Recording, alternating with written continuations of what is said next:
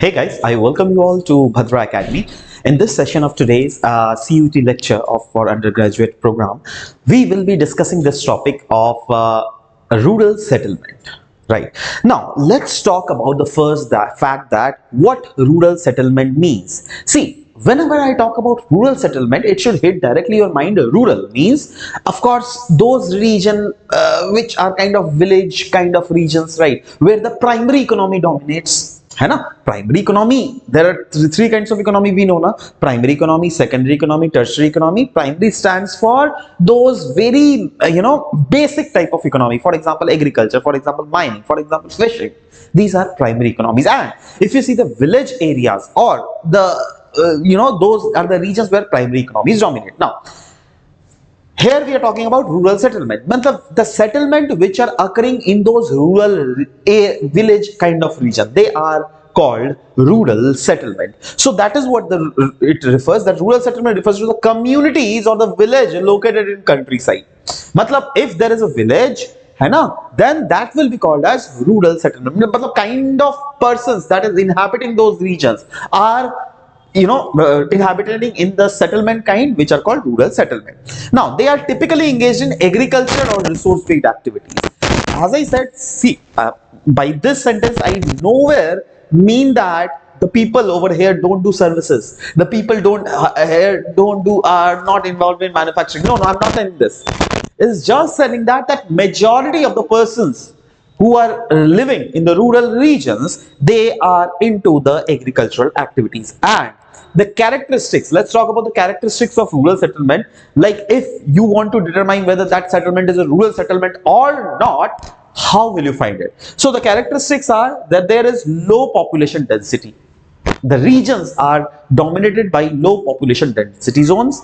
Next is the infrastructures are quite poor, absolutely nascent kind of thing, right? Moreover, there will be dominance of kacha houses, right? The roads are not paved. What I mean to say is that majority of the roads are unpaved in nature, right? Likewise, the majority of the dependent is on natural resources. For example, if you see the urban settlement, for example, if you're inhabiting in any tier 1 city or tier 2 city, but that is more or less urban region, right? So in urban region, the dependence on natural resources is more or less there, right? So like less dependency there, right? Because we get the ready-made kind of things often from the market, right?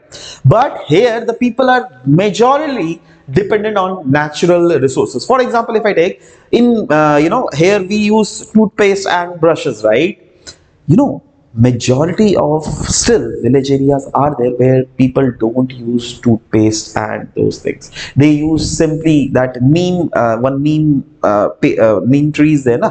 They just break the stem of that neem tree and they use it for brushing their teeth. So what is that? The dependency is on natural resources. Their dependency is not on the Colgate or any high quality brushes. They use those mediums. So yeah, these are the things. Now let's describe a brief about what are the types of rural settlement. There are different type of rural settlement.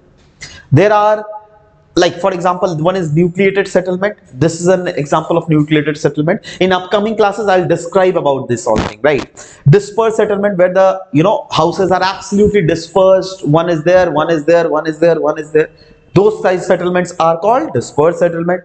If I talk about linear settlement, then linear settlement means if this is a road, then along the both sides of the road settlements is there, then that is linear settlement. Likewise, there are different kind of settlement. For example, fortified settlement. Usually in past medieval period, the kings used to fortify their location. That is the kind of settlement which is called as fortified settlement. Last but not the least, let's talk about the specialized settlement. Specialized settlement, for example, if there is a region where the people are mainly involved in fishing activities, right? And due to fishing activities only those settlement has happened, then that is an example of specialized settlement. Likewise, if I talk about there is any mining region, right? So mining, of course, why people are living in that region? What is the source of income for those people? Mining. Right. So those kind of settlements occurring there are called specialized settlement, where the specialization is done in the mining only, right? So these are the different kind of overall types of settlement that we have discussed. In upcoming classes, of course, we'll be describing about them in like described properly, right? So stay tuned and thank you for this lecture, guys. Thank you.